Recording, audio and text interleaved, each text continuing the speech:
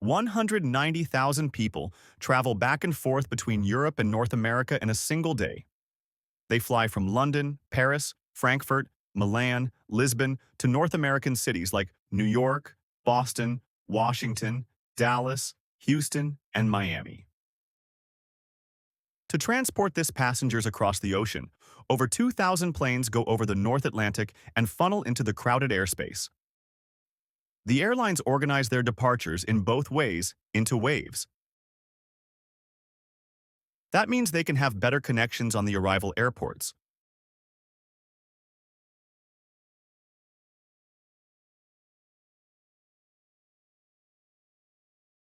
However, it also means that most of the traffic fly over the North Atlantic on a small window of time.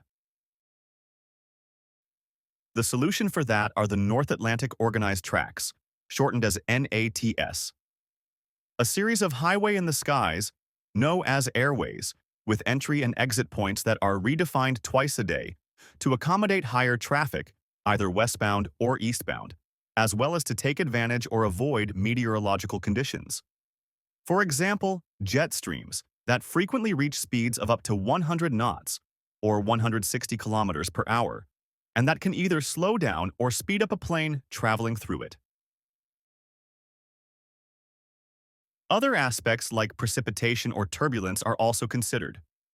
All NATS inbound traffic will fly over an entry point and will report their position as they fly over different airspace.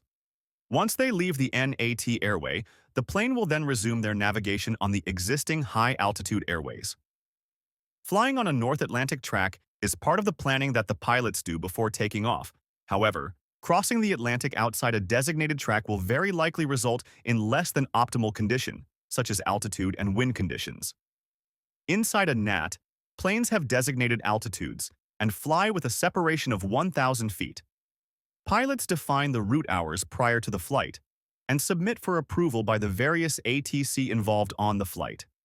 On it is approved, a time slot is granted, and the plane will be sequenced to fly and be tracked over the NATS. The way the tracks are organized allows planes to be sequenced and positioned to compress the traffic and increase the capacity of the route.